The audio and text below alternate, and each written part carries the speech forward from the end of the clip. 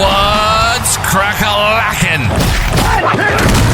Welcome in to My Mind is a Weapon Fantasy Football Show. Welcome into the episode of My Mind is a Weapon Fantasy Football Podcast. I am your host, Sleaze. Today, we're going to be diving into the top 10 sleepers during BYEMAGEDDON Week 8. So I'm going to give you 2 quarterbacks, 2 running backs, 3 wide receivers, 3 tight ends, 10 players in total that I think you can throw into your flex, obviously, and or QB if you need this week. And remember, guys, when these are like sleeper calls, I know a bunch of comments will come in like start them over RB2s, wide receiver 2s. I'm not saying that. I'm just saying if you need a desperation play, I'm going to give you a couple breakdowns, a couple defensive metrics, a couple injuries that I like of why these players are going to be relevant this week, guys. And they, it's if you need plug and play. Before we dive into it, as always, make sure you tap that thumbs up, hit that subscription button, turn that bell on. All of you guys that showed up for the live show last night was absolutely amazing. That was the biggest viewership I've ever had. I cannot thank you guys enough. And I got to throw my apologies for Jordan Mason, man. I like Jordan Mason for anytime touchdown last night, and that game just got away from the Vikings really bad, and it felt like Carson Wentz was just a lamb to slaughter out there last night. It was absolutely terrible. I did not see that coming. I thought Jordan Mason would have a better game when the Chargers' run D's been struggling. But you got to take the L's with the W's, man, so I like to be transparent. My apologies on Jordan Mason. That was ugly last night. And I started him in like 7 leagues myself. If you guys haven't signed up on drafters.com, make sure you use promo code SLEAZE. You can do DFS, best ball, pick'ems, everything like that with us. And we also have the Guys FF Discord where we talk fantasy football 24/7 off stream. If you guys want to check those out, those are both pinned in the comments and in the description of the video. Now let's dive into my top 10 sleeper plays you guys could use during BYEMAGEDDON Week 8 if you need. Sleeper player number 1, quarterback number 1 is going to be the old 41-year-old man, Aaron Rodgers, who I had on here last week as well with Joe Flacco. Both those hit. And I feel like this man is just still disrespected, and we're not taking into effect the narrative of the major Green Bay Packers revenge game on Sunday Night Football. So right now, they currently had this at 43.5 when the week started. It's already up to 45.5. If you listen to my videos, I said the same thing. I was like, that's too low for me. I think this is going to be a high-scoring shootout game, especially with the narrative on the line here. So we got to look at Aaron Rodgers' stats on the season. He's been efficient as you can be for a 41-year-old. 172 attempts, 118 completions, 1,270 yards, 68.6 completion percentage. That's top 8 in the NFL. 14 touchdowns, 5 picks over almost a 3-to-1 ratio. That's great. Rushing yards, you're not going to get much from the 41-year-old, 18 yards. Deep balls, 11. That's going to go up. They're going to get Calvin Austin back this week as well. That is their field stretcher with DK Metcalf as well as a field stretcher. QBR 54.7, number 19, not bad at all. And he's QB 15 in points, guys. Now, when you look at Aaron Rodgers here, he's had 2 games already of 30-plus points, and it's like he's just still on waiver wires. He's had another game of 20-plus points versus the Cleveland defense in 17, 15, and 12. So when you're looking at this matchup here, not only I've already said it like 3 times, the narrative of a massive revenge game, you get the Green Bay Packers, right? And you're looking at the Packers defense, they're middle of the pack. They rank 19th. They give up 17.3 points to the quarterback right there. So if you're looking for a spot start, you'll take 17 anytime if you have a quarterback on a bye. 1,384 pass yards, 2 passing TDs, and 44 yards on the ground. They've also had a bye as well, so you got to throw that in there as well. And Green Bay's been very good versus the run too. So Jaylen Warren in this game is probably going to get it done mostly through the air. And when you have the narrative here that we're looking at, this has got to be the DK Metcalf 10-target explosion game here. Calvin Austin, and where the Packers really struggle is versus the tight end. And that Arthur Smith last week got 4 freaking touchdowns to his tight ends between Jonnu, Pat, and Darnell Washington.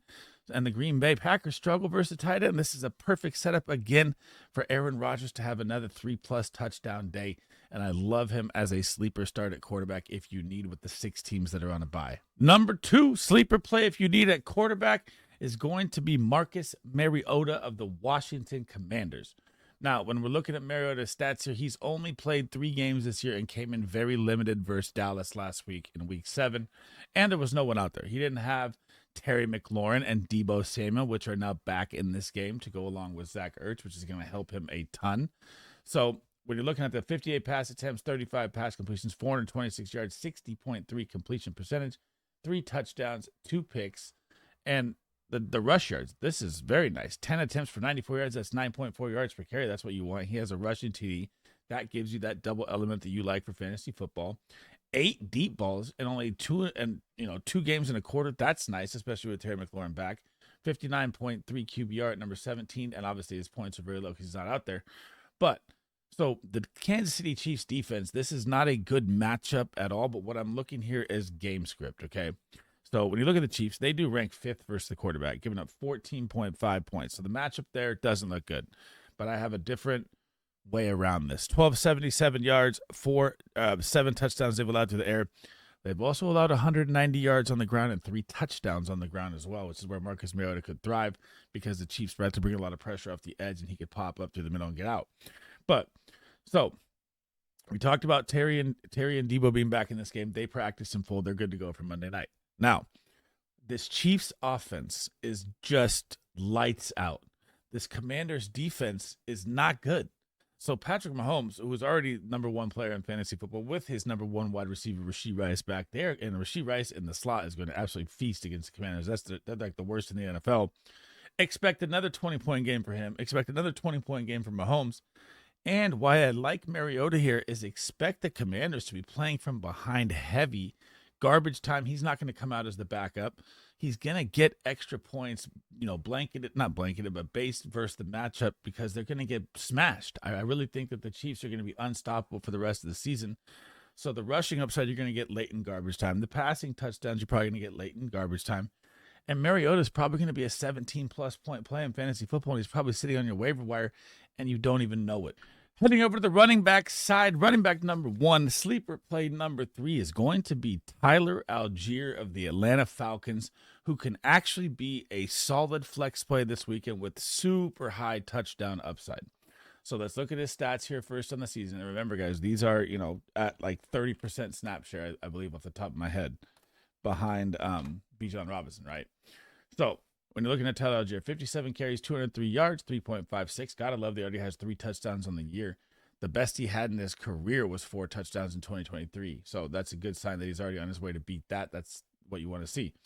Receiving yards, 3 receptions, 10 receiving yards. He doesn't get a lot, but he can catch the ball at the backfield. Snap share, there you go, 25.4%, playing behind the superstar Bijan Robinson. Target share, 2%, doesn't get a lot. But here's the interesting number right here, and this is why I like him as a sleeper, is the red zone touches at 14. When you're playing 25% of the snaps and you're getting 14 red zone touches still, that is a very good number. So 42.3, he's RB 44. Now, why do you got to like this so much? You get the Miami Dolphins, who are absolutely falling apart. The wheels have come completely off for this team. We don't even know. Let's say they're down 14-3 at half. Tua's probably pulled. You get Quinn Ewers coming in, or Zach Wilson, if that's what they want to do, which wouldn't be good. Then you just get more Tyler Algier. So they're favored by 7.5 in this game. Guys, the Miami Dolphins are giving up 190 yards per game just to the running back position. It was like 178 the week before. It got even worse. This defense cannot stop the run. They just bleed and hemorrhage points to the running back like crazy. So listen to this here. 28 points per game, or 27.7 they give up to the running back, ranking 3rd worst in the NFL at number 30. 898 yards on the ground. That's absolutely atrocious. 5 touchdowns on the ground, 289 yards through the air, and a touchdown there as well. So, yeah, Bijan's going to be my RB1 for sure. This could be a 50-point game combined between Tyler Algier and Bijan Robinson in this game, which is why I'm kind of afraid of Drake London and Kyle Pitts, but I do like Kyle Pitts for anytime touchdown. Still, this could, with the blowout range in this game, you could literally have a 12 to 15-point flex play with Tyler Algier easy in this game. And if you need a plug-and-play flex play, I love him as a sleeper throw this week. Sleeper number 4, running back number 2 is going to be the rookie Brashard Smith.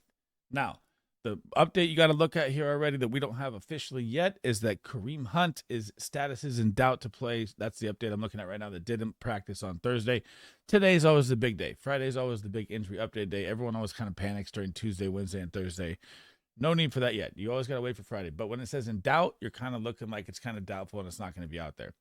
So On the season, you got to remember he hasn't played over 30% snaps till week 7 last week against the Las Vegas Raiders. When you look at his snaps, the most he played was week 4 against Baltimore with 26%. So very, very limited.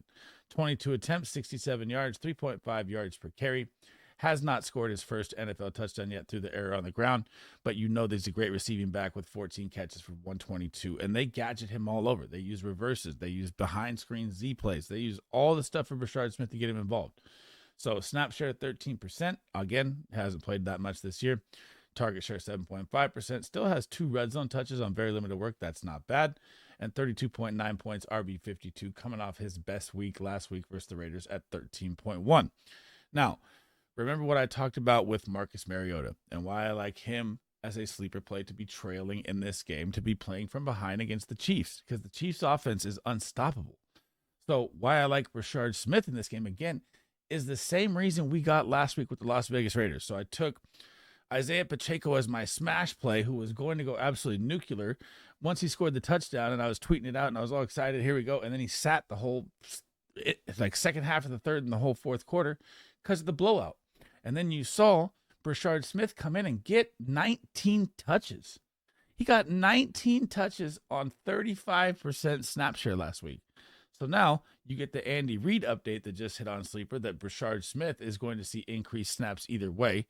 Now you have to think about the Kansas City Chiefs offense moving forward for the rest of the season. Who is going to stop this team, right? They look like a freaking juggernaut. It is just, you have to just plain and simple say that. I know I'm a Niner fan behind me, man, and the Chiefs have beat us a ton in the Super Bowl. I hate saying it, but that's how it's going to be. You got to be factual. Now, they're going to be ahead, probably, besides Buffalo coming up in week 9 and maybe Denver, they're probably going to be ahead in almost every single game. And this is going to be a sleeper flex play almost every single week, especially as he gets better in the system, especially as he gets more in tune with Andy Reid in the playbook and the play calling coming in as a rookie. He's probably got a chance to give you 10 points every single week because the Chiefs will just dominate and blow people out. And I don't think with Marcus Mariota, the Commanders are going to stay in this game. And you probably get another fourth quarter of Brashard Smith. If you need a flex play, could probably give you 8 to 10 points with touchdown upside. Sleeper play number 5, running back number 3, kind of in the same situation as the running back we just talked about with Brashard Smith, but in a different way. And that is going to be the Rutgers stumbling, bumbling, rumbling, Kyle Manunjai, your guy, my guy, Manunjai. So why you have to like this here in this game as well. And if Lamar Jackson does not play, oh my gosh, I like him even more. So let's just throw that out there now. But I do think Lamar is going to be out there 1-5. He's practiced twice. The Ravens season's on the line. Now, remember, this is the same kind of situation as Brashard Smith, except for he's played 30% snaps over 3 times this year and played the most snaps last week at 45% against the Saints. So 35 attempts, 162, 4.63 yards per carry. That's nice. 1 touchdown. You saw him get it done through the air as well. He's a very versatile running back. 6 receptions, 61 yards, 29.3 snap share. We talked about that. Target share, obviously low. Red zone touches, 5. So Brashard Smith had 2 in less work. Manunjai has 5. Why does Kyle Manunjai have 5? Because we all know that DeAndre Swift is not a goal line running back. He hasn't gotten goal line carries since Detroit days. I mean, maybe his rookie year. It's been that bad for DeAndre Swift in the red zone. And Roschon Johnson is phased out of this. This is Kyle Manunjai's job now. So last week, you see him go for 13 carries for 81 yards at a 6.23 yards per carry for 17.4 points. Also puts in 2 receptions for 13 yards. And then you get the update this week of, DeAndre Swift is limited with the growing. Obviously, he practiced limited. So when you get down there, DeAndre Swift, don't get it wrong, has been absolutely amazing. Back-to-back 20-point games, back-to-back 100-yard rushing games. Ben Johnson has figured out how to utilize these 2 running backs perfectly to feed off of each other. But when we're looking at this game here, the Baltimore Ravens versus the running back guys, they are atrocious. They are second worst in the NFL at 31st, giving up 29.1 points. 658 yards on the ground with a bye that they've already passed. So they're coming off the bye. Their defense gets a little healthier. I get that. They've also given up 7 touchdowns on the ground. So you're thinking at a touchdown plus a game. This is your goal line back. They've also given up 238 and 2 touchdowns through the air. That's 9 touchdowns, and that's almost 1,000 yards in 6 games. They are getting crushed by the running back. So all the Bears have to do is get down there and get one time to punch it at the goal line from Manunjai, and you have a solid flex play. And I really like his touchdown upside this week, especially with DeAndre Swift being kind of limited this week through injury. Sleeper play number 6, heading over to the wide receiver side. And this one, if you guys were in the show last night, I talked about a lot of why I really, really like Jalen Noel this week, the rookie out of Iowa State. Shout out to Iowa, my hometown. But I'm a Hawkeyes fan, not a Cyclones fan. So when we're talking about Jalen Noel here, so you know he's been behind Nico Collins, Christian Kirk, Jaden Higgins. And Jaden Higgins not looking like the Jaden Higgins we thought that he was going to come out and be. Dalton Schultz had his big game last week. So I guess I got to break this down a couple ways here. We'll go over the stats first. So this is all limited, right? You know, this last game was his highest snap share at 43%. And he played 30, 24, 14, 31, 27. Not high. So 16 targets, 10 receptions, 109 yards. Target share, though, 16.8% is very high for the limited time he's been out there. Like 20% is low wide receiver 1 usage. So that's very, very encouraging there. And I'm going to get to that more in a second here after we talk about the last week's game. So snap share 58.3%. That is incorrect for sure. I put the wrong stat up there. Route participation 68.9. That one's right. Red zone target 0 and 20.9 points. Wide receiver 107. His snap share is probably around like 31, by the way, just mathematically. I messed that graphic up. So last week you get Seattle. They're going to get my 49ers this week. No Huff, no Bosa, no Warner, no Stout, our stud nickel rookie cornerback that is out there, going to be a backup in there as well. So now, last week versus Seattle, you saw him get 7 targets. You saw him get 4 receptions, 77 yards. 7 targets for a guy that wasn't even looked at is very good volume. Nico Collins gets a concussion in the game. We don't know if he's going to play. It says doubtful or status is in doubt. Same kind of thing as Kareem Hunt. Not looking good. And when you get a concussion on Monday and you play on Sunday, you don't get that extra day to clear protocol. So could he be out there? I'd say it's like a 30% chance he is. Christian Kirk, I haven't looked at yet. Actually, let's just do it live right now. But I was pretty sure that he was kind of already doubtful yesterday, so I don't think he's going to be out there. Fails to practice again. Week 8 status in doubt. Didn't even practice today. Neither did Nico Collins today either. So that's not good. This is the big Friday day. So very, very bad situation there for them. What is that going to leave the door open for? That is going to leave the door open for Jalen Noel and why. So here's what you have to look at, okay? The 49ers, DeAndre Lenore. What did I say last week would happen with Drake London? He would be in trouble. Lenore is a lockdown corner. Jaden Higgins is the X, going to be the X if Nico Collins is out. He is going to draw DeAndre Lenore. Like I said, Stout, and where we get beat with Fred Warner out is across the middle. We get crushed by slot wide receivers and tight ends. Jalen Noel, and you know the Texans' offensive line is struggling. The Texans are struggling offensively all the way around. You know, if they get behind, they're going to be a pass-heavy team either way. Jalen Noel could be a possible breakout monster game candidate here this week. And I'm going to call out that he gets 10-plus targets in this game because that is going to be the weak spot of our defense. And I really, really like Jalen Noel as a sleeper play this week at flex, only if we get the confirmation of Nico and Christian Kirk are officially ruled out, which I'm saying 65, 70% that I think that's going to happen. Sleeper play number 8, wide receiver number 3, or number 2, sorry, is going to be Josh Reynolds of the New York Jets. Shout out to Big Draft Energy. My brother on this one called it yesterday. And now that we got Garrett Wilson officially ruled out today, I'm going to side with my boy here and say that Josh Reynolds is going to be a nice sleeper play this week. So when you look at his stats, he did miss 3 games this season. He played week 1, and then he played week 5, 6, and week 7. And he's coming off injury in week 5, so he played limited, right? So 21 targets, 11 receptions, 101 receiving yards, target share 15.4%. Again, that is solid for a guy off the waiver wire. Snap share 84.2. That is wide receiver 2 usage. Here's the number. Route participation 94.1. That is wide receiver 1 elite usage. Red zone targets is 1, obviously not down there a lot. And points 23.1. And I haven't seen the update of Justin Fields or Tyrod Taylor yet. I'm assuming it's Tyrod Taylor with what the owner had said. You know, we can't even complete a pass. But here's what you have to look at as well. So not only the fact that you get the Cincinnati Bengals, you're probably going to be playing from behind the entire game, the entire rest of the season with how the Jets are. Here's what you got to look at. Last week, he played 95% of the snaps and got 9 targets. That is phenomenal usage, especially with no Garrett Wilson. You also have Mason Taylor banged up with the thigh. We don't know if he's going to be out there yet. I haven't seen his update again. So when I'm looking at this game versus the Bengals, they do rank 12th versus the wide receiver, giving up 30.47 because they get crushed by the run normally, or 30.7, sorry. They've given up 1,012 yards, though. That's the number you're looking for, right? They've been good in the red zone. I'll give them that, okay? They've allowed only 4 touchdowns in the red zone, but the yardage is crazy. And the targets you're going to see when your competition is Arian Smith and I'm blanking on Alan Lazard as your wide receiver 3, however it's going to go. That is not good competition. Josh Reynolds is going to be the wide receiver 1 for the Jets in this game, and he's probably in a Jalen Noel type situation where he might see 10 targets and be a solid flex play again, and I'm not mad if you throw him in this week at all. Sleeper play number 8. Sorry, Josh Reynolds was number 7. I just caught that right now going through it live here. You make mistakes when you're doing a full stream straight through. Is going to be Tez Johnson of the Tampa Bay Buccaneers. And this may be not just a sleeper play this week. This may be a boom play this week, like a big, big boom play here. So, Tez Johnson out of Oregon, I think he's like 160 pounds, dripping wet speedster. Okay.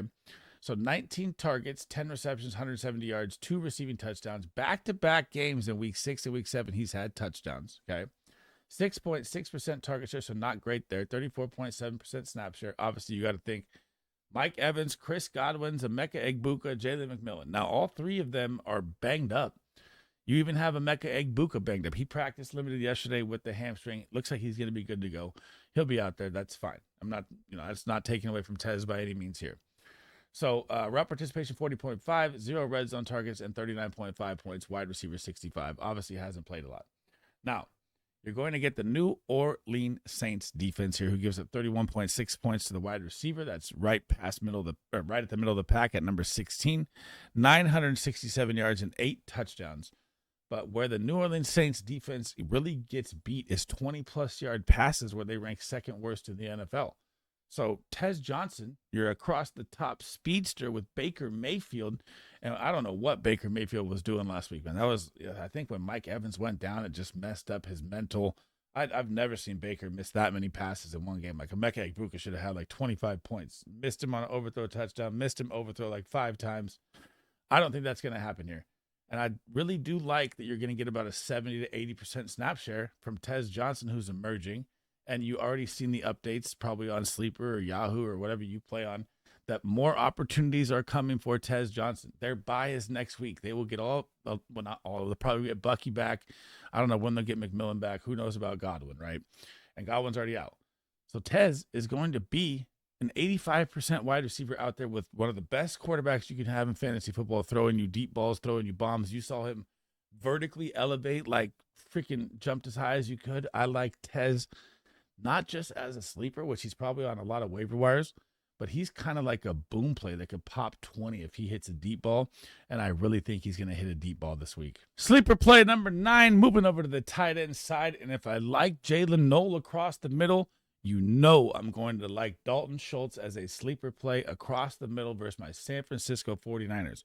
So I'm not going to cover the whole we're weak across the middle without Fred Warner, Stout, and all of our players. I get that. The 49ers we're beat to shit, and somehow we're winning games.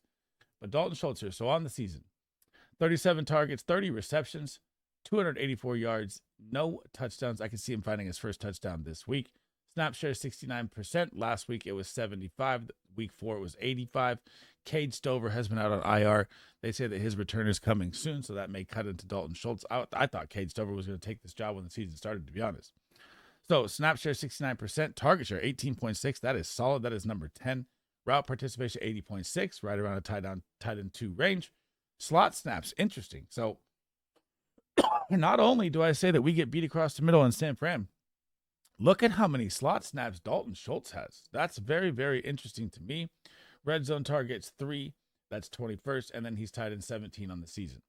Now, and you know we're talking about the 49ers here, and you know that our defense is normally really good versus the tight end. So you got to picture it as it's gotten worse weekly. We were like number 5 or number 6 when we were all healthy out there, right? So right now we've dropped to 13 points a game. If you get 13 points from Dalton Schultz, you're taking that all day. That ranks 13th. 56 receptions given up. Not 56 receptions. I'm looking at around 39 receptions. That is bottom 5 in the NFL right there. That is a lot of volume.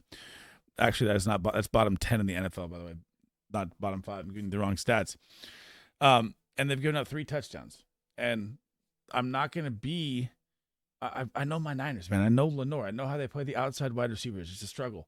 Jalen Noel and Dalton Schultz both could possibly have 10-point games here. And, Robert Saleh has been coaching a gem. We just shut down Bijan and Tyler Algier with literally no defense out there. We're going to have no pass rush again with Michael Huff down again. So, I mean, I'm really, really going to be interested in the short, intermediate passing game here for the Houston Texans, and I like Dalton Schultz as a sleeper tight end if you need. Last but not least, number 10, tight end number 2, we are going to stick with the Aaron Rodgers revenge game narrative, and it's going to be Jonnu Smith for me. Now, I know that Arthur Smith is a nightmare, and you could possibly get a Darnell Washington. You could possibly get a Pat Frymuth, who dropped 30 points in fantasy last week with a busted.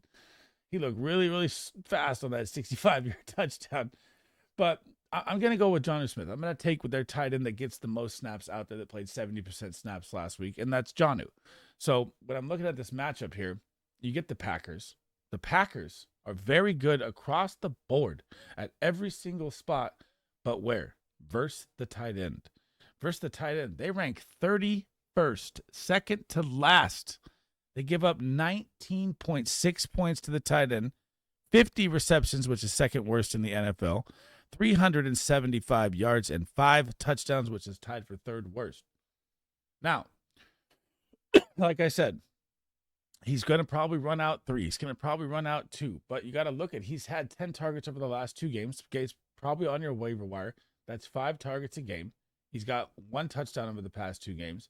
And when their weak spot is the middle of the field for the Green Bay Packers, this has got to be a Jonnu Smith game. So if you need a tight end that's probably sitting on your waiver wire right now, you can go pick up Jonnu as a dart throw play, and I will not be mad at it at all. It is still kind of risky because there is Pat Frymuth and there is Darnell Washington. I know that Arthur Smith is a nightmare, but if I'm picking any of them, I'm picking Jonnu Smith, and I love this matchup a ton, and you can throw him in as a sleeper play this week. Thanks for rocking with me today. That's the end of the episode. That is my top 10 sleepers. If you guys need to plug and play into your flex during this massive BYEMAGEDDON week 8 here. Remember, if you guys have any questions, comments, drop them down below. I will be live tonight, 1 p.m. Eastern. We'll be looking at some underdogs, some drafters, some battle royale drafts, DFS stuff, everything like that. Remember, guys, on your way out, if you haven't already, tap that thumbs up, hit that subscription button, turn that bell on. Helps me out a ton. I can't thank you guys again enough for all the support. It's been absolutely amazing this year. If you haven't checked out the guys, FF Discord or drafters.com and signed up using promo code SLEAZE, make sure you do. My next episodes today are going to be wide receiver and running back top 5 smash plays, where I take a player that I think is going to give you a minimum of a 12-point floor with 20-point upside. And they're not the superstar names. Like, I'm not going to give you like Jamar Chase as a smash play, nothing like that. So that's it for me in this episode, man. I hope you guys enjoyed the content. I'll catch you guys in the next episode. Sleaze Bomb out.